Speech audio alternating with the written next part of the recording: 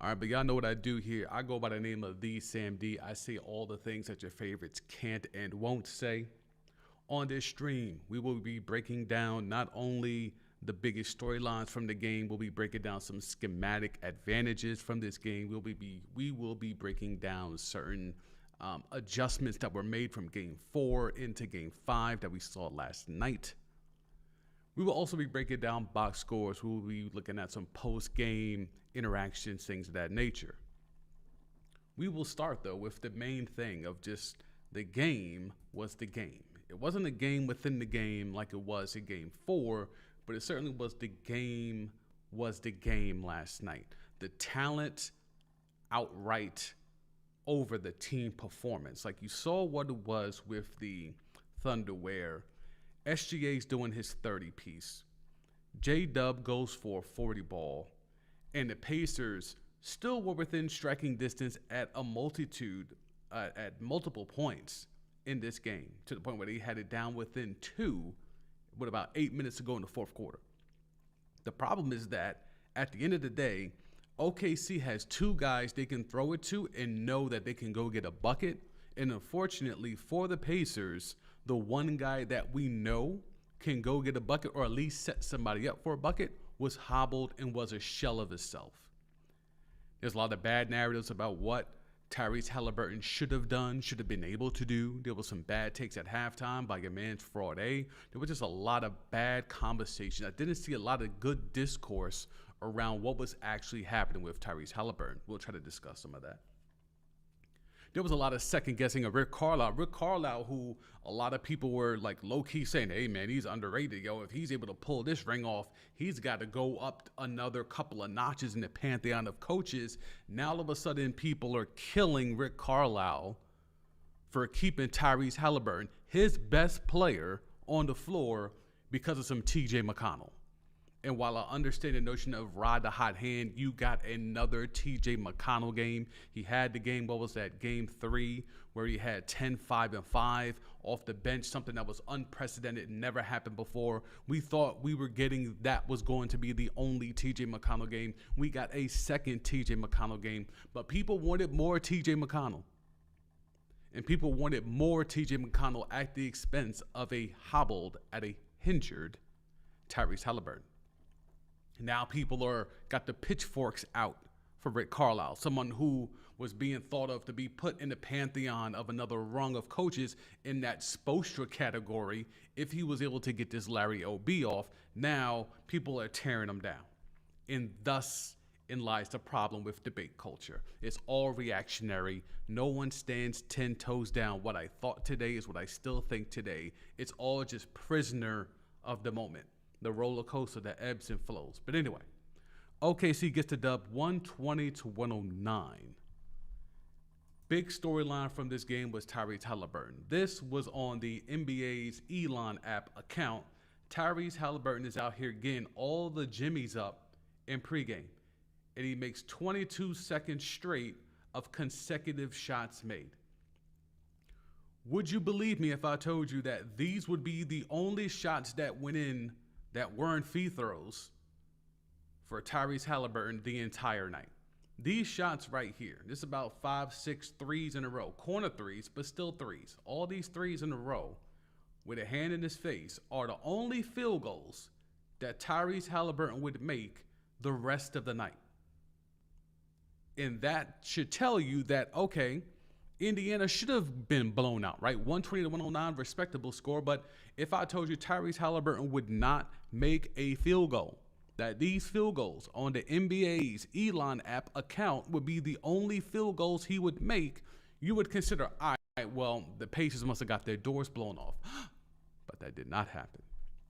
And that seems to be the crux of a lot of people's anger with Rick Carlisle today. Because, like, well, you had a chance. You got the lead down within 2. Now, what people are not saying is that Halliburton was on the floor when that lead was cut down to 2, okay? No one wants to talk about that. So Halliburton, even though he was not himself, even though he was clearly hurt, clearly hobbled, he got hurt in the middle of the first quarter, and he was able to, he had to go out to the locker room, get some tape, whatever they had to do, get him back out there, and he was a decoy for more or less the rest of the game. And while TJ McConnell was able to go out there and be offensively aggressive and force the issue and create turnovers and create havoc and knock down a three-pointer and talk shit about it and get that momentum, bring you that energy, bring you that quasi-aura, it didn't matter. At the end of the day, Rick Carlisle went with his best player. And his best player, as much as people like to try to sneak in stuff about Siakam, as much as people like to sneak in stuff about, Miles Turner and whatnot, and they're going to go into luxury tax to bring him back. The most important player is this man right here, Tyrese Halliburton. And he was not himself. But because he's the one who got you here, because he's the one that makes all these things go, Rick Carlisle went out there and took a chance. He rolled the dice. Let me see if he can channel something. We've watched injured players go crazy in big moments. Shit, we've watched Kawhi win a ring with Toronto where he was hobbling his way through it on one knee. One functional knee, we've watched Kawhi Leonard go get a Larry O.B. We've watched Isaiah Thomas hobble his way to an NBA Finals victory on the road, much in the same position that Tyrese Halliburton was in last night. So there's not any precedent to a coach relying on his star to gut through it and see what he's got. And you can make the notion of, well, once you realize he didn't have nothing, you pull him and put TJ McConnell back in. I still stand by it. When the lead was cut and was being shrunken, when the pressure was being tightened on OKC, Halliburton was on the floor. So, if we're talking about what changed, we talked about adjustments. And you see here, for those that are on YouTube, I'm playing Tyrese Halliburton clearly hobbling in the postgame. Status for Game 6 is uncertain, but it would take a catastrophic amount of events for him not to play in Game 6. But at what percentage will he be? Is this going to be a scenario where you might start TJ McConnell? If Halliburton can give you if Halliburton's going to look like how he did last night, and I'm sure there'll be tons of treatment, tons of IV drips, tons of cortisone, tons of whatever to make sure he's good for Game 6, or at least good enough for Game 6. But if he's 50% of what he is that we're starting. If he's 65% of what he is that worth keeping TJ McConnell off the bench to keep in his familiar role? That is something where Rick Carlisle's going to have to navigate, because that is something that could get the Pacers up out of here. His decision-making in Game 6, unlike people that are running and jumping with the reactionary take of killing him for Game 5, for me, it's more of, what do you do in Game 6? Does Nembhard become the primary ball handler? Do you go Nembhard and McConnell? Do you keep Tyrese Halliburton but slide him to the 2? Keep him off the ball, because right now, as a primary ball handler, with him being able to be so herky-jerky with his moves and his footwork, he can't be that. Especially with the pressure they've been applying to him with the Dortch Chamber and all the other guys that have been seeking on him. You can't have him bringing the ball up 90-plus feet with his ankle looking the way it looked last night. So if that's the case, do you move him off the ball and put Nembhard as a primary ball handler? And then when Nembhard goes to the bench, you bring in McConnell and you keep Halliburton. I think the threat of Halliburton is enough. Now, last night, the Thunder dared Halliburton to do anything. They knew he couldn't do much of anything last night. But yet and still, he was on the floor when the Pacers were closing the gap in the fourth quarter. So that's the conundrum if you're Rick Carlisle. My best player don't got it. My best player is beat up. My best player is hobbled. But when he's on the floor, he's able to do enough, whether it's facilitating, being that presence, having that leadership, having that moxie, that his floor presence is enough to keep us in the mix, keep us around. That's going to be the big decision for Rick Carlisle. He said injured in the second quarter. I thought it was the first quarter. Okay, so Halliburton injured his right calf in the second quarter of Game 5, but he played through the injury as he was held to 4 points and 0 field goals. That is the thing. In Halliburton in the postgame, if I can walk, then I want to play. Our backs are against the wall. He's going to play. It's just a matter of what capacity is he going to play. Now that the big storyline of Halliburton is out the way, the second big storyline is this narrative right here. This narrative right here, for those that are listening on the audio side, the podcast side, this is a photo of Photoshop of the famous Michael Jordan Scottie Pippen photo from the flu game against Utah, where Jordan collapsed into Scottie Pippen's arms. They have superimposed Jalen Williams' face on Scottie Pippen and Shai Gilgeous-Alexander's face on Michael Jordan. Because that is now the narrative. The narrative is that Jalen Williams is now Scottie Pippen. And that is a popular narrative. It's been making the rounds. I think even Windhurst said that people around the league are talking about how Jalen Williams is reminding a lot of people of Scottie Pippen. And we get talking about a wing player that has ball handling skills, that can play defense, that can shoot the rock, that can be a point forward. Jalen Williams looks the part. And as someone that is an 80s baby, as someone that grew up as a Chicago Bulls fan, I'm not about to sit here and crown Jalen Williams or ordain him or baptize him as the next Scottie Pippen. However, it's very, very similar. I will say this, though. What Scottie was able to do at the wing position, and even more importantly as the point forward, a lot of people forget that Scottie Pippen was the primary ball handler for that, especially for that first three-peat. That first three-peat, Scottie Pippen really was at the apex of his powers. Now, the apex of his powers was because of Michael Jordan's, as we saw in The Last Dance, his demeanor, his demonstrative attitude to make everyone look within themselves and get better. That's where I think you can draw the parallel. And it's been said, a lot of people feel Michael Jordan made Scottie Pippen into the Hall of Famer that he eventually ended up being. I don't think that's the case here. I don't think SGA made Jalen Williams. I don't think any of that stuff, but I get it. This is being done for clicks. It's being done for aggregation, and it worked. It went viral. It's out here. It's got 5-figure views, soon to be 6-figure views by the time some of you watch and see and hear this. So it's doing what it needs to do, right? But this is a prevailing narrative. When Windhurst puts it out there, that's not made up takes. That's not made up opinions.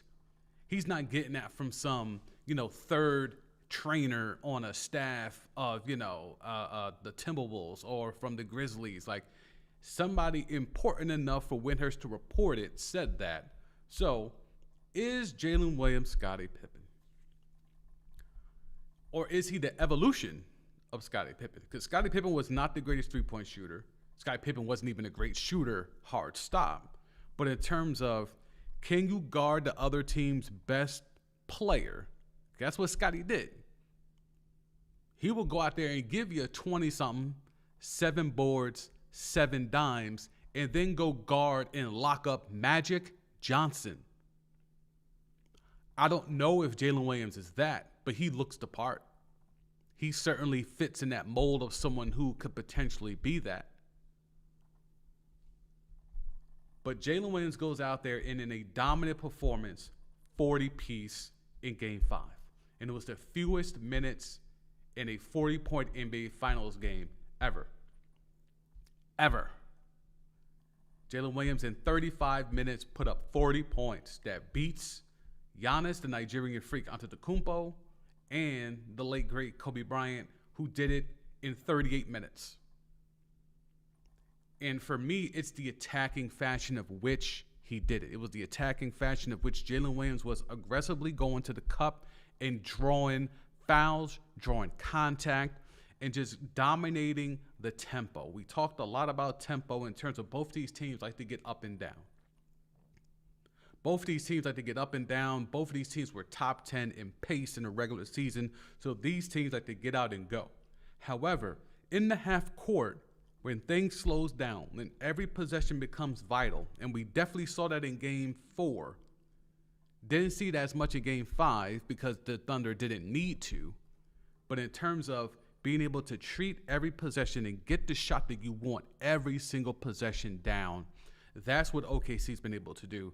And I think there's a real conversation to be had about what Jalen Williams has done in this NBA Finals. SGA is going to get the headlines. SGA is the face of the team. SGA is the reigning MVP of the league. However, what Jalen Williams has been able to do with a 40 ball last night and 2 high 20s and stat stuffing games in games 3 and 4, I think there's a real conversation to be had of, is this going to be a Iguodala type NBA Finals MVP run? I mean, we saw with the Celtics where everyone just assumed it was going to go to Jason Tatum and Jaylen Brown gets that MVP.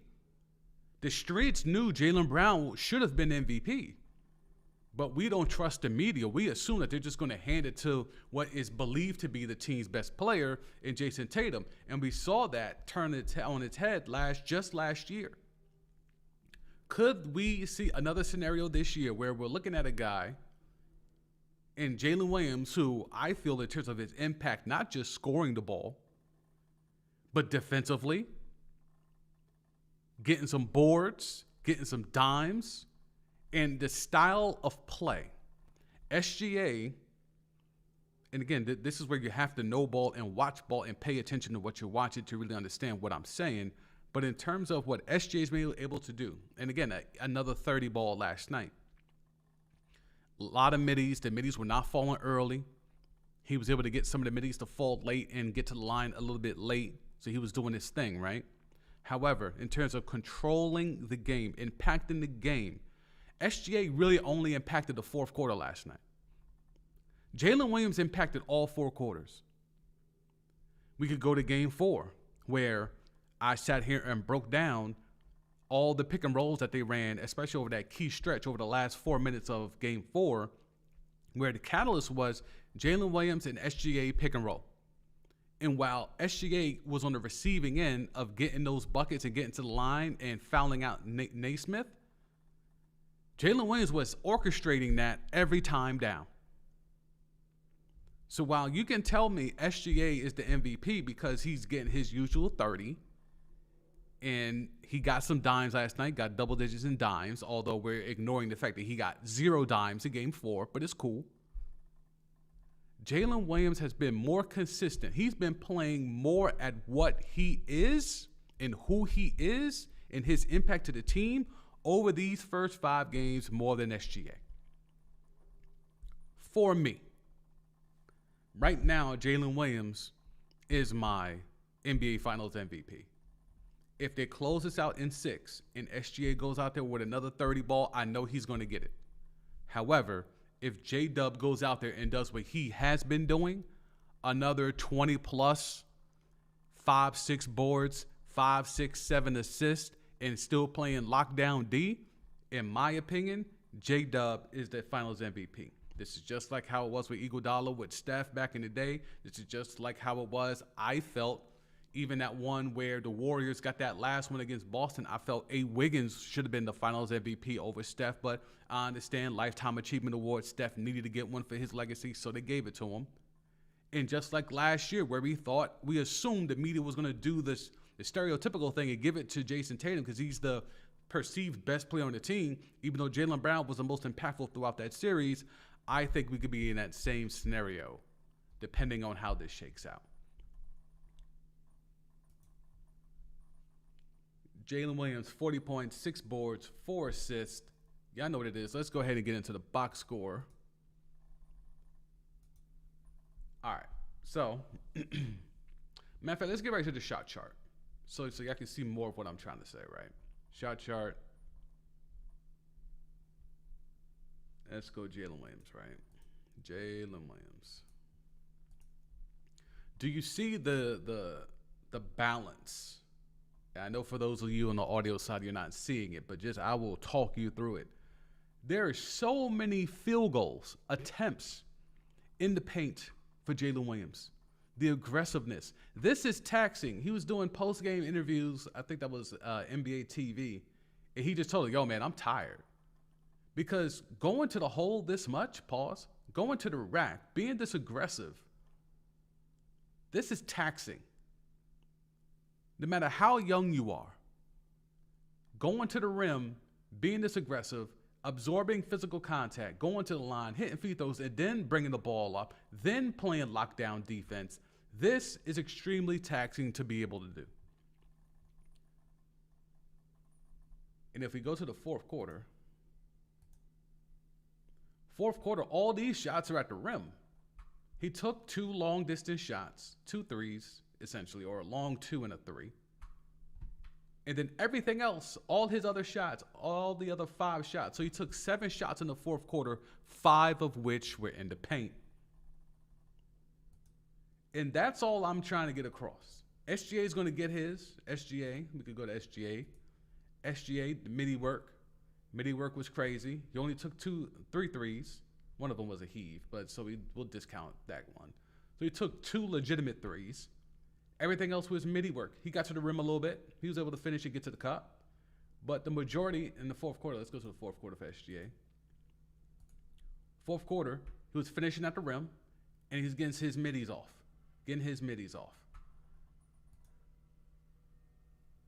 I think it's a thing where you have to really navigate in terms of aggression. What Jalen Williams was able to do, especially the first 3 quarters, right? Looking at every quarter he's at the rim. Every single quarter he's at the rim. Let's see if we can do that. Can we do that with SGA? SGA, first quarter, he got to the rim.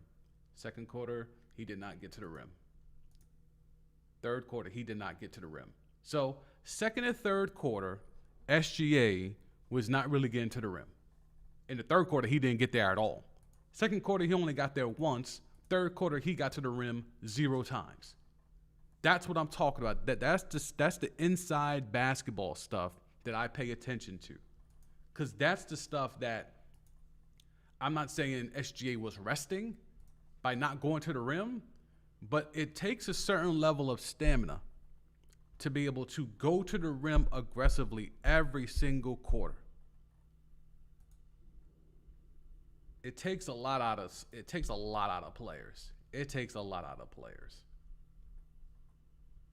And this is in 35 minutes. Jalen Williams, 35 minutes, 14 to 25 from the floor, 3 of 5 from 3, 9 of 12 from free throw line, 6 boards, 4 assists, 1 steal, only 1 turnover in that 40 ball.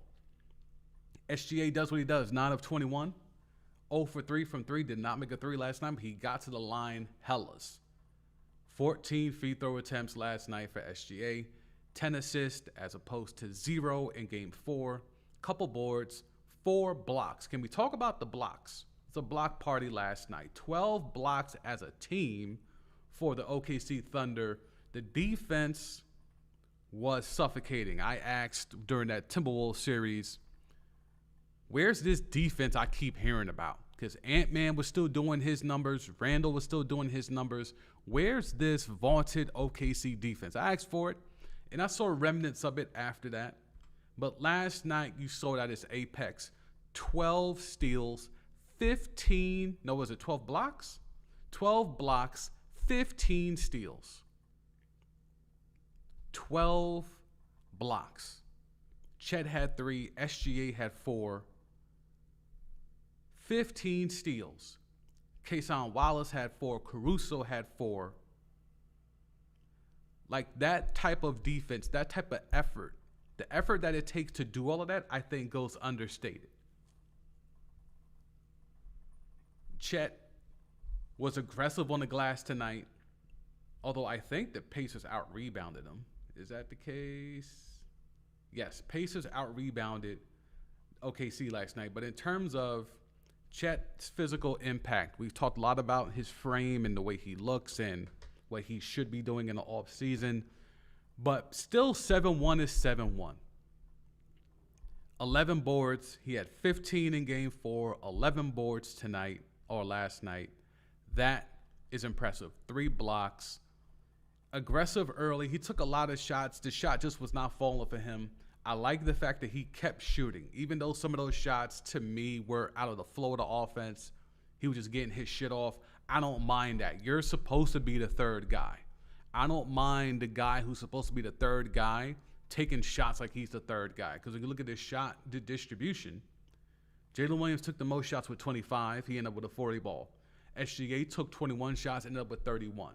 Chet took 15 shots. He ended up with 9. He only made 4 of 15 from the floor. Did not get to the free throw line, not one time. But 5 offensive boards, 11 total. The 3 blocks, got a steal. He was active. He played minutes. He wasn't in foul trouble. 34 minutes for Chet last night. Hartenstein, again, they have fixed what they should have never tinkered with in the first place. They're starting both bigs. Hartenstein, 21 minutes. Get you 8 boards, 4 dimes. The Hartenstein facilitating with the dribble handoff, that's a thing. That's a thing that has been prevalent over these last couple of games. That's his role in this offense. So the fact that they realized that their mistake, we shouldn't have assumed our bigs were going to get Swiss cheesed up. Let's see it happen first before we make the reactionary judgment and adjustment. Go back to what works. Go back to what made you walk through the West. Fix it. They fixed it. And in 2 straight games, they have walked through the Pacers, and it's been the size difference, it's been the physicality difference that to me has been the catalyst. Outside of the fact of they're just more talented. That is a default win. They're just more talented than the Pacers. But having the 2 bigs out there wrecking havoc, 12 blocks, 15 steals. Both of which, between Chet and Hartenstein, they had 4 blocks and 2 steals. And 19 boards, 11 of which were offensive. That's why you have your 2 bigs and you start them. In this era where everyone is trying to get smaller and positionless and stretch 5s, the Thunder are out here with 2 legitimate bigs getting 11 offensive rebounds, 4 blocks, 2 steals, 19 boards overall in a pivotal NBA Finals game. You do not have to copy what the Warriors did. You do not have to copy what the D'Antoni Rockets did. You do not. You can still play basketball in a traditional sense and get it done. You can have a traditional lineup and still walk away with a Larry O.B. You could have the MVP miss all his 3s and you still win going away at the crib. It can still happen.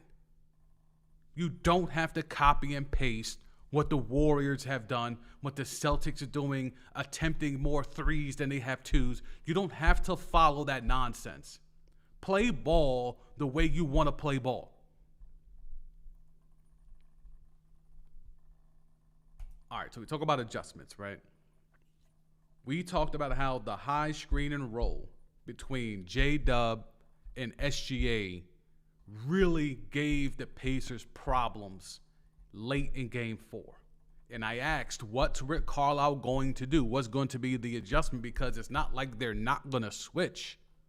What's going to be the adjustment? Well, we saw the adjustment. And we're going to Blue Sky to break down this adjustment. All right, Pacers adjustment to the Thunder's Game 4 strategy of getting a weaker defender on SGA. Have Nembhard show and recover on these screens. Nembhard has been hustling to get back to SGA whenever SGA sets a screen. Okay, so now let's go ahead and blow that up so y'all can see it on the YouTube side. All right, so let's rewind that. Kill the audio, rewind that. All right. So you see the screen here. The screen is being set. Now, this is Cason Wallace, okay? This is Cason Wallace bringing the ball up, and they're doing a high screen with T.J. McConnell and Nembhard. So SGA is being guarded by Nembhard. McConnell is guarding Cason Wallace to want to set that screen to get T.J. onto SGA. What happens?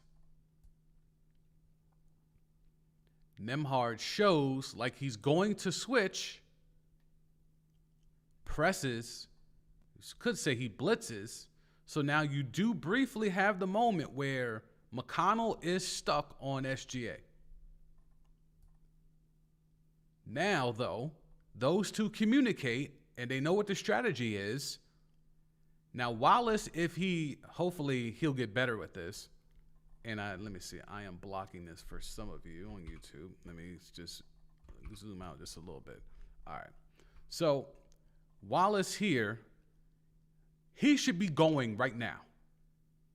He's taking way too long because, again, and that was the problem with Game 4. Game 4, and this is why this works better when it's Jalen Williams and not Kason Wallace. No disrespect to Kason Wallace, but there was a couple of times in that fourth quarter stretch where when there was a show, an aggressive show or a blitz by the screener, by the roll defender,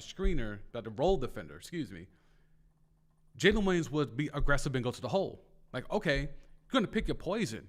Either you're going to switch and give SGA the weak defender, or if you try to trap SGA, because you know I'm trying to give it to SGA so he get the ISO, I'll just go aggressive and go to the rim. Kason Wallace does neither here. The switch happens. SGA is now on Nembhard. Or Nembhard is now on SGA. Said that wrong. McConnell is now on SGA. Nembhard is now on Wallace. At this point in time, this ball should be given to SGA. Wallace does not do that. He's trying to wait for SGA to get clear to give him the ball, although he could have forced the action here, but he didn't. He's waiting. Now Nembhard and McConnell switch back. Nembhard gets back, so that's the recover piece that they're talking about. Nembhard's able to get back. All right, so now let's see. Here's Jalen Williams. This is what Swiss cheese the Pacers in the fourth quarter. They're running it here in the second quarter. OKC is up 13 already. All right, now here's Nesmith and here's Nembhard. These are all the particulars from Game 4. SGA being guarded by Nembhard. Jalen Williams being guarded by Nesmith. They want to get Nesmith on SGA because SGA cooked them late in Game 4. What happens? Screen is set. Now, Nembhard does not automatically just switch. This is more of a trap, but he finds a way to get back. Now, again, Jalen, not that aggressive. At this point, he could go. Nesmith is out of position, and Nembhard is trying to float back. He could go. He's got all this space right here where he could just go. Because right now, you've got Siakam and Halliburton guarding their guys in the perimeter. So he's got a lot of space if he wanted to get to the midi. But I guess you're doing this to read and react. What are they going to do? Are they going to adjust? Okay, what's the adjustment? Okay, Nembhard's going to recover and try to get back. All right, so they're not just going to auto switch. That's the thing. Nesmith, aggressive, jumps out, making Nembhard, gives Nembhard an easy lane to just get this space so you could cut Jalen Williams off from going right here. You cut him off from driving left. But because Nesmith isn't really affected by the screen because he's playing into the screen because he knows it's coming, he's able to get off of that and then be able to square back up and be directly in front of Jalen Williams. That was the adjustment. We'll see it one more time. Again, same thing. Nesmith being guarded by Jalen Williams. SGA trying to set the screen with Nembhard guarding him. They set the screen. Nesmith is able to get over the screen. Nembhard shows to cut off the other side, but he's able to recover and get back to SGA. So that was the adjustment. Now, if you're OKC, what's the adjustment to the adjustment? What's the adjustment to the adjustment? I mean, were these the most physically aggressive screens being set? No. I think some of the sets were different than what we saw the other night. The particulars were the same, but in terms of the orientation of other players on the court. Because look at this one right here.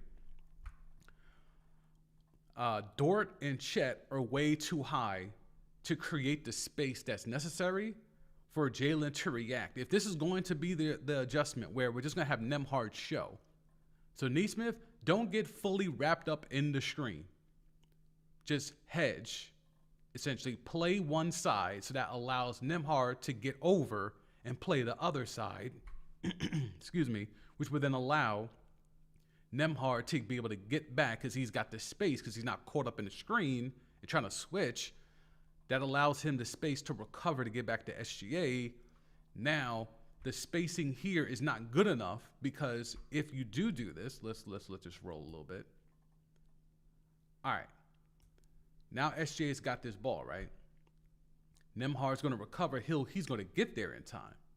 The problem is that the spacing's not that great, because all SGA has is one place to go. We know he wants to get to this elbow. He wants to get to the elbow right here, but right now, Lou Dort and Chet are literally standing next to each other, so there's no space for SGA to get to where he wants to get to. Either he goes aggressive all the way to the rim and tries to finish, which we saw in the second and third quarter he did not do a lot of, if at all, so he has to give it up and try to get another screen. And you see that here with Chet coming over to set yet another screen. So layered action here. But the main thing is that the Pacers had an adjustment. They were not going to get Swiss cheesed up by the SGA J-Dub screen and roll. What's the adjustment to the adjustment? We'll have to see what they do, what they cook up in Game 6. 15 steals. 12 blocks. You want to look at defensive rating and see how that affected anything? Kason Wallace had a 96 defensive rating. A 96 defensive rating. Alex Caruso, who I was on the Elon app, saying he's had some really bad turnovers this entire series. He had an offensive rating of 51 last night. 51 offensive rating last night. Chet, who shot horribly, 72 offensive rating, but he had a 111 defensive rating. Caruso had a 108 defensive rating as well, by the way. I think this series is over. I think OKC could walk into Indiana and get Game 6 and win that Larry O.B. I don't really see a scenario where the Pacers could win 2 straight, barring injury with OKC. I think this has been a valiant effort from Indiana. I think this is a valiant effort from the likes of Tyrese Halliburton, from the likes of Nembhard, Siakam, Miles Turner, who I have destroyed here throughout these first 5 games. 6 boards last night. I'm not going to say he actually tried to box out last night, because he didn't, but he showed more effort by standing around by the basket, if that makes sense. So he didn't show any more effort to actually box anybody out to get more boards, but he actually showed more effort by standing around and bumping into people 2 feet from the basket to get these 6 rebounds. But again, offensively, he's not a factor. 5 shots, 2 of which were threes. He got to the line a little bit, but again, this is the guy who Shams reported that the Pacers are telling whoever, maybe it was Miles Turner's agent, that is leaking this stuff to Shams, because Shams is more of a player management guy than a front office team management guy, if you follow, in terms of his sources. Now, being that Woj has walked away, maybe now he's getting some of those team front office management executive types to give him info. But the bottom line is the Patriots allegedly are going to go into the luxury tax for Miles Turner. Miles Turner gave you 5 shots in a game that you had to have, when Tyrese Halliburton could not make a field goal, when Andrew Nembhard was bricking everything up, when Mathurin gave you next to nothing outside of getting to the glass, and he had that one putback dunk that made the timeline go crazy. But a lot of guys gave you nothing last night outside of McConnell, Siakam. If you want to say Obi Toppin, I'll allow it. But in terms of you needed someone to step up and give you something, because clearly Tyrese Halliburton, especially post-injury, had next to nothing. Miles Turner decided to give you, how many shots did he even get in the fourth quarter? Miles Turner played 2 minutes. 2 minutes in the fourth quarter. You're going into the luxury tax. You had Shams leak it before the series even starts, telling the world you're going to go into the luxury tax to retain the services of Miles Turner. And he gave you 2 rebounds per game at the crib in games 3 and 4. And then in the fourth quarter of a pivotal game 5, he plays 2 minutes and attempts no shots.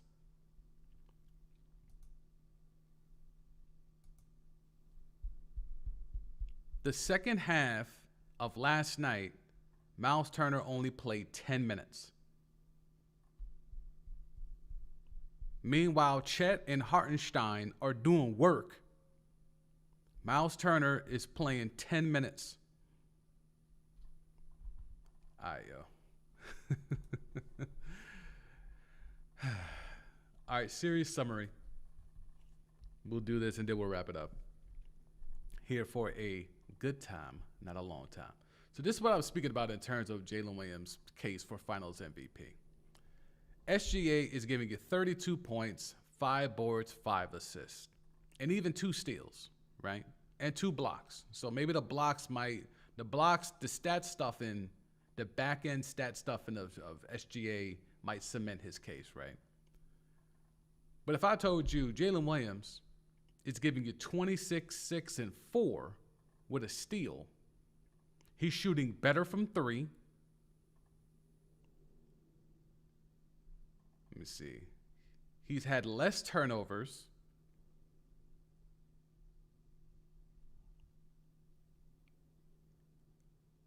He's had, okay, so let's play the total game. We can do the sum of its parts type of deal. He's attempted 22 less shots than SGA. He's attempted 1 less 3. He's attempted 3 less free throws. He's out-rebounded SGA. He's only had 4 less assists. SGA's killing them in steals. +8 for SGA in steals. +9 in blocks. Jalen Williams has 4 less turnovers. And he's shooting the ball better from 3. I don't know. It's a case to be made. I know SGA's numbers, and if you want to go defensive rating, this is interesting. SGA has a better offensive and defensive rating. That's interesting. I would love to see how that's broken down. The usage rate, though, 33 for SGA. If you know, you know. 33 for SGA. Jalen Williams just under 30. So he's getting up there because he's definitely the secondary ball handler. That's very interesting. 115 defensive rating for Jalen Williams. That doesn't track, but okay. The numbers are the numbers. Allegedly, men lie, women lie, numbers don't. I'm not saying that numbers are lying, but a 115 defensive rating, that seems a little high for Jalen Williams. SGA has a 109. Caruso has a 107. Dort has a 112.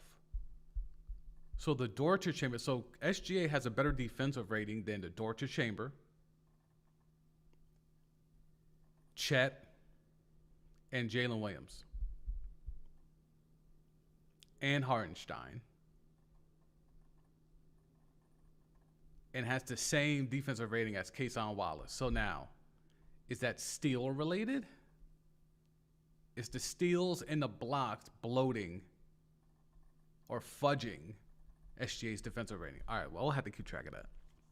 We'll definitely keep track of that.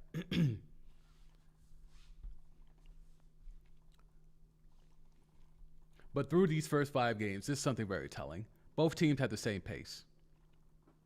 The numbers are relatively close everywhere else. There's no marketed difference.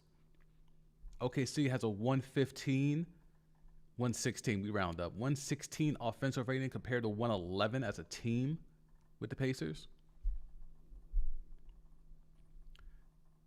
There's going to be a lot of information being doled out today in regards to Carlisle's going to be a hot take, a hot talking point.